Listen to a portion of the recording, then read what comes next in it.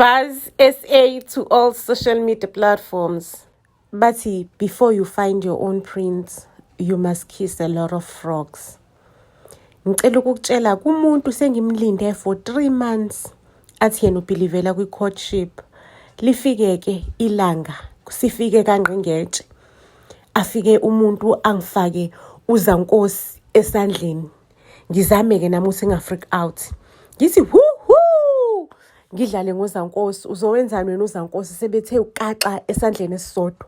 Hayibo madoda nansi imhlola ngisadlalisa lo omunye azongithi qaxa nangomunye ngala afika ngibophele embedeni. Aphinda ngithi qaxa la emqaleni wami nakhona angibophele embedeni nangomqalo. Kuyasho ukuthi manje sho ukuthi angisana movement. Yini engisazoyi-enjoya sengithuke kanje?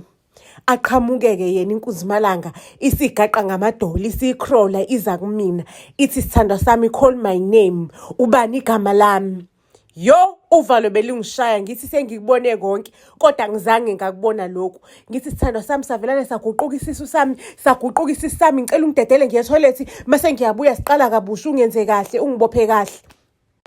Angidedeleke athi sithandwa sami hamba uye toilet mase uyabuya ugeze sizoqhubeka lesigcine khona.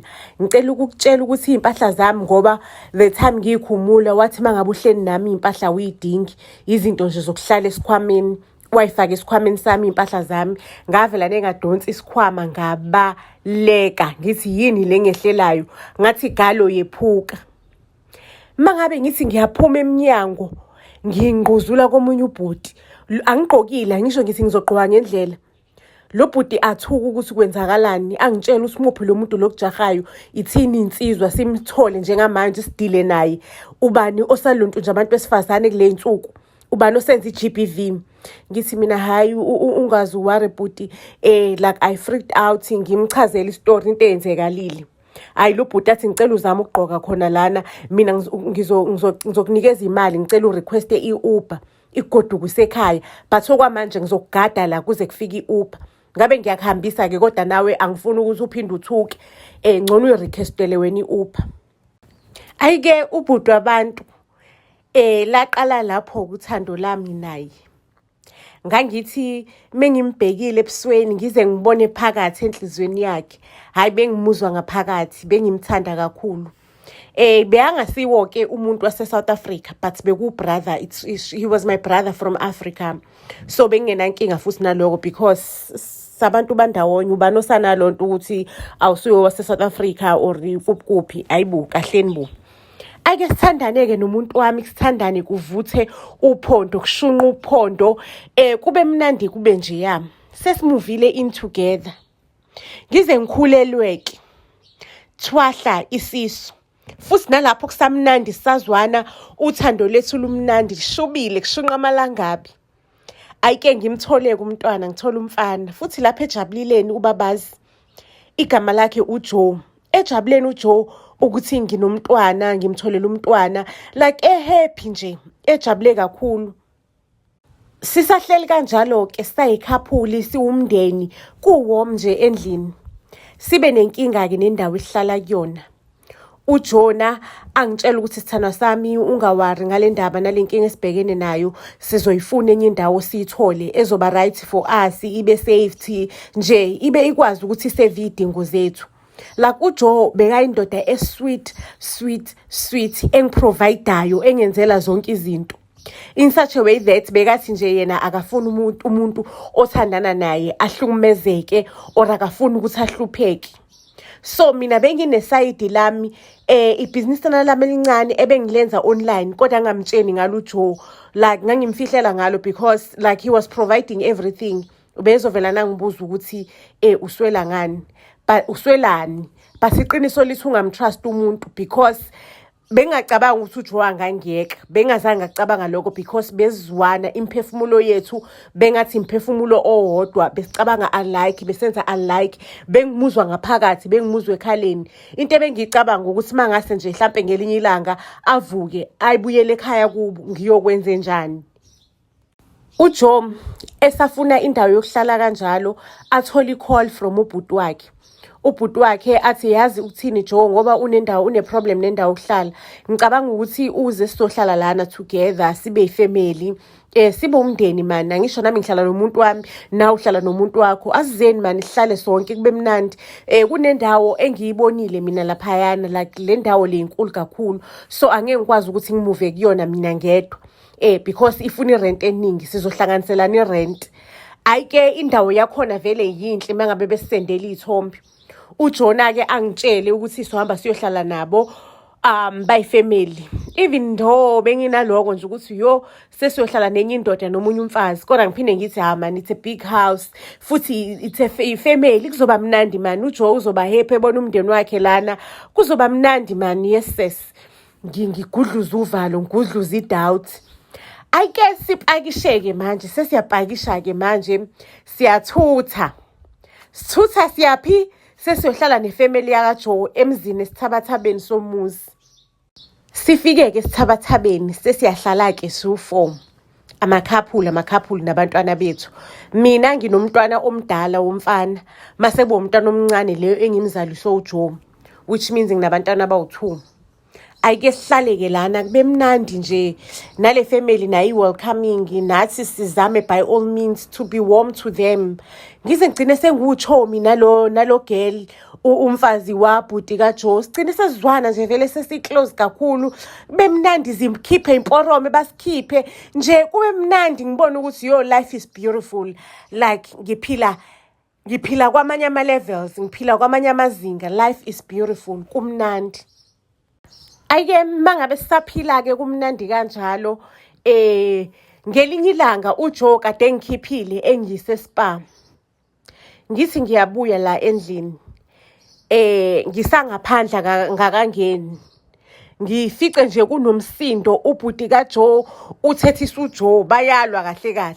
Athi bengingamelanga ubekhele siso, warifu ubone yonke into, shukuthi sikwi-risk-ke manje. Bayalwa, kuyaliwa ku-strong.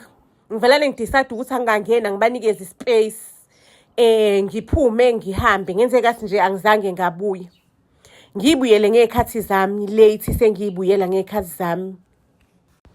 Mengifika endlini angeke uze ukholwe, angeke ubhilive, ngahkayiza ubungqayingqayi. Ngifica iy'ngane zami zidindilizile zombili phansi, zikhiphe amagwebu ngomlomo, ngamakhala, amehlo angqutshulile angaphandle. Zine-dust emhlophe engathi ama-drugs, phansi kunamaplastiki ama-drugs. Mase kuba nesimolo sama-drugs esikhona khona la esinamaplastiki amancane ahlukanisiwe. Jesu, ngoba ngifanga ngaleliya langa, angeke ngiphinde ngife. Ngifonela i-ambulance, ngifonela amaphoyisa. Bafike same time i-ambulance namaphoyisa. Bobabili badeclare bathi iy'ngane zami seyidlulile emhlabeni, zishonile. Wenze njani mangabe usesimweni esinjengaleso, uku-situation enjengaleso? Mina ngavelane engqondweni yami kwabakhona imicabango eminingi ukuthi nansi le ndoda iyona ebulala abantwana bami. Shukuthi le ndoda iyi-drug dealer, because sengihlanganisa zonke izinto engqondweni yami. Ngicabanga ukuthi kwabakhona usuku onje, ngihlanganisa u1 no2, ngithi shukuthi le ndoda iyi-drug dealer. That's why bixabana nobhuti wabo, ubhuti wayo ethi wena Jo ukhelesi warifu uyasibamba. So it means this man is a drug dealer. He's the one obulala ingane yami. Ngitshela amaphoyisa ukuthi suspect number 1 ile ndoda. Ngicela nimthathe, ngicela nimbophe, niyomvalela ejele. Amaphoyisa-ke aqoqe bonke ubufakazi okulapha kwisini. Ahamba amaphoyisa. Emva kokuhamba amaphoyisa, ngabona ukuthi nami ayikho into engiyihlalele la. Ngiqoqa imithwalo yami, ngipakisha amasakana wami, ngihambe ngiyofuna indawo yokuhlala. Ayike mangabe sengihambile-ke, sengiqoqela amasakana wami. Mengifika, angisho ngivulile i-case. Mengifika, i-case number ayifiki. Noma kuthiwa ngiyo-check emaphoyiseni, kuthiwa sinamacala amaningi kabi, kune-backlog. Kuzofika uzoyithola, kusacapturishwa, uzoyithola i-case number emaphoyiseni. Ngithi Jesu, ake nisheshise kuyoze kulahleke ubufakazi. Hayi, kwacaca ukuthi le ndaba le isiyangistress ukuthi iy'ngane zami zizoyithola kanjani i-justice kungena case number. kube khona umuntu ongi-advise ngokuthi angithole i-advice like a legal advice. Ngiyithole-ke i-legal advice, ngimfonele ummeli, basuggest ummeli, ngimfonele lo mmeli, ngimtshele ukuthi ngicela sihlangane kunendaba ekaso naso naso sizoxoxa. Ake lo mmeli athi khululeka, ngizovela nengize manje kuwena ungeze ofisini lami, mina ngizoza kune-coffee shop eseduze nalo khona, because indaba enjengaleyo iyaphuthuma, indaba egijimayo, imele ukuthi igijinyelwe kungaze kulahleke ubufakazi. Ayike ngihlanganeke nommeli, ngimchazele sonke story, avuthe adinwe lo mmeli ukuthi kusanabantu abathatha ama-advantage abafazi kanje emhlabeni. Athi khululeka, ngizolwa kuze kuphuke lezi ezami izandla. I-case number uzoyithola, and once sisathola i-case number, it's where sizokwazi ukuthi siqale khona siyilwe lempi. Hey, ngaba nethembana, ngaba nethenjana emva kokuhlangana nommeli. Yo, i-stress lapho besingibambile singishikilisa. Uke wabona uvula umpompo wamanzi, amanzi uzukhohle nokuthi ubugeza izandla, amanzi ayigelezele aze agcwale. Ugeze, uqeda ukugeza, ukhohle ngisho na ukugqoka, ugcina ubhinca ithawula. Enhlizweni yami like bingekho into kade ngiyifisa njenge-case number. Bengilindele i-case number. Kuthe kusenjalo ngisahleli same day emva kokuhlangana noloya, ngiqui i-SMS efonini yami. Bese ku-late, kuyikhathi nje impela zantambama, late nyana. Ayike mengithi ngiya-check ifoni, it's a case number econfirmayo ukuthi i-case yami ivuliwe.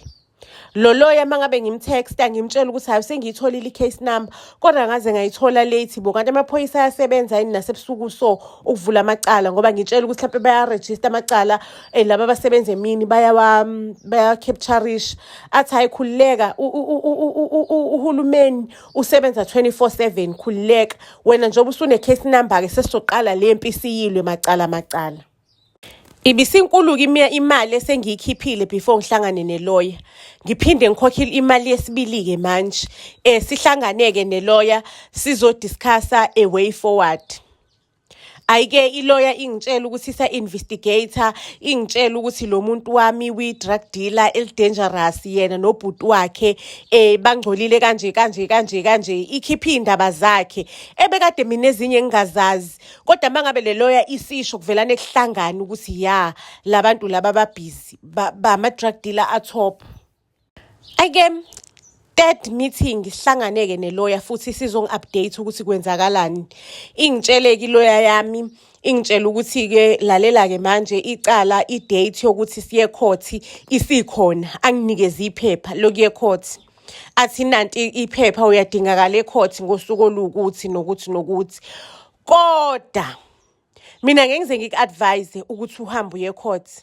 Nginga-advise ukuthi nginegotiate nobaba wengane ukuthi angcwabe iy'ngane zakho zombili.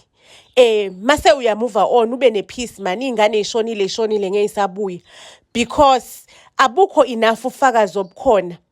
Ekhothi uzofike nje icala lihlule, kanti imali ekumele uyikhokhe la ukuthi ungikhokhele ngihambe ngiye court iningi kabi ukuthi ngihambe ngiyokumela ecourt. Angifuni ukuthi ngiloku ngithatha imali yakho, kodwa ngazi kahle ukuthi lecala leli angeke uzulwini ecourt.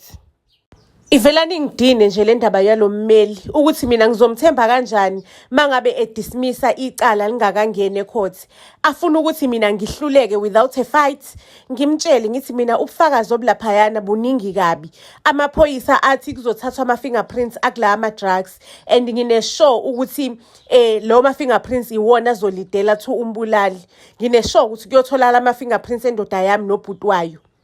Ngilitshene kanjalo iloya, ithi iloya kulungileke kuyomela ulungisa imali engaka yokuthi kuyoqalwa ke court, njengoba wena unommeli, i-prosecutor angeke izikumele ecourt, umine engizokumela, so kuyomela ukuthi ungikhokhele ukuthi ngikumele ecourt. Since you decided to take i-route yokuthi ube neloya yakho, ungabi ne-prosecutor, ungasebenzisi i-prosecutor. Mase ngifika-ke ntambama, ngidecide ukuthi le lawyer othi ngeke ngiyifonele ngirimande kahle ngobufakazi obukhona ukuthi kwenzakala kanje lobo bufakazi lobo bu more than enough ukuthi la madoda laba angaboshwa. Ayike mengikhuluma nale lawyer, le lawyer ingitshele nje ibe negative ukuthi kuyafana ngayikhokha lo mali but icala lami lo dismisswe enkantolo. Ngivela ngidinwe ngithi le lawyer le ayisebenzi nami against mina. Ngimtshela ukuthi hey wenkosikazi Ndini mangabe kuukuthi phela ufuna ukulenza leli case ungitshele mina ngithole enye lawyer ithi le lawyer ukuze ukhansele kumina kuyomela ukhokha i-cancellation fee because mina kuzomela ngihambe ngiyoreport enkantolo ukuthi angeke ngisaba ummeli wakho ngikucelela ukuthi icala liprospone kule date le khona yase-court mangabe ufila ukuthi mina angeke ngikwazi ukuthi ngikurepresente e-court. Ngithi hayi singamane sikhansele ngisendele i-cancellation fee yaleyo invoice leyo. Ukudinwa engangikudiniwe le lawyer yasenda izizumbulu semali se-cancellation fee. Ngangidinwe ngifa ukuthi le lawyer ibhizi ithi mina ngiyeke icala. So ithi mangabe kuukuthi ngiyalisula icala angeke ngikhokhe lutho. Mangabe kuthi ngiyosula icala angeke ngikhokhe lutho. Kodwa futhi if kuukuthi ngifuna ukukhansela ukuthi ngiyisebenzise kumele ngikhokhe isizumbulu semali ukuthi yona iyo-report enkantolo ukuthi angeke isangimela. Ngivelane ngibone kucace kuvuleke elinye ipage empilweni yami ukuthi kahle le lawyer isebenza nalabantu shukuthi against mina shukuthi labantu bayikhokhelile le lawyer ukuthi ingicindezele ukuthi ngize ngigcine sengilicimile icala because le mali eyifunayo there is no way ukuthi ngingakhokha imali engaka for ukuthi ngiyakhansela. Izingitsheli ithi mengayikhokha imali yayo within certain time izofaka mina enkantolo futhi inama-powers inamandla amaningi kabi ukuthi ngangi-incriminate. Ngivelane ngidecide ukuthi angeke ngidlala abantu sebedlalile ngami enough is enough ngikhathele ngabo. Ngithatha ifone ngifonele iphephandaba elikhulu elidumile elikhulu kakhulu ngilifonele futhi ngifonele intatheli le enkulu ngifonele ngithi nginestory esikanje ithi le ntatheli awungisendele ama-proof ngisendele ama-details ale lawyer ukuthi le lawyer yiphi igama lale lawyer ungikhombisa ukuthi ithe khansela ngamalini ungikhombise nje everything mase ungisendela ama-details endoda yakho nobani ukuze ngibabuze ukuthi nabo ba-comment baphawule ungisendele ne-case number ngizobe sengiyabuyela kuwena. Hayi intatheli ingabuyeli kumina kuze kube umina futhi sengiyifonela back ukuthi hawu kahle why ungasabuyeli kumina ntatheli qhubekalani usazosibhala isitori sami or ngosasibhala ngisithathe ngisiyise kwamanye amaphepha. Intatheli ithi angisendele izithombe zami ukuze izokwazi ukuthi ipublishe zona mangabe siyipublish. Ingitshela ukuthi kodwa angakamfonela umlawyer ukuthi acomment angakayifoneli nendoda yakho ukuthi icomment sendizithombe zakho. Hayi ke ngisendizithombe zami ke. Mangabe qeda ukusenda izithombe zami ibe busy le ntatheli ingcomela izithombe zami uthi hayi cha umuhle ntokazi incoma izithombe zami ibe busy nezithombe zami sakushela manje intatheli nanti ibhadi nansi imhlola yami bo ngithi mina ntatheli kuzomela uthole labantu ba-comment ukuze istory siphume. Ayidwe intatheli ayisabuyeli kumina mengiyifonela ithi bona labantu abazange ba-comment wena bafonela ubatshela ukuthi aba-comment. Ngithi mina kunani ukuthi upublish istory usho ukuthi aba-commentanga ukhuluma iside lami le story nabo ubufakazi bu-more than enough ukuthi bungasiza bukhulume le ndaba. Ayike ngelinye ilanga-ke ngidecide ukuthi ake ngihambe ngiye emzini wale drug dealer ebengithandana nayo ngiyoyinikeza upeace of my mind. Mangabe ngithi ngiyayifica le drug dealer inentatheli laphaya bayahleka badla kamnandi kwathi angihlanye. Kodwa-ke ngavelane ngabona ukuthi into ezokwenzeka la ngizongena laphaya bangidubule ngiphelele laphaya ayikho into engizoyenza. Ngiqoqa isibindi-ke manje ngiyimisele ngihambe ngiye police station ngifike ngicele umphathi stage ucolonel ngicacise-ke inkinga yami ukuthi ngine problem ekanjena ngivulile icase lana ummeli wami bekathe ngizohamba nansi i-court date kanje but bengingakahlangani umseshi bengakhulumi nami so ngifuna ukuthi ngishintshe ngingabe ngisamelwa ilo mmeli because ngiyambona ukuthi udlala ngami ngifuna ukuthi nje angazi sikhulume lo ndaba ukuthi ngiyenzakala kanjani. Ayike ukoloneli acela i-case number. A-check-ke athi hayi thina asinayo i-case kanje.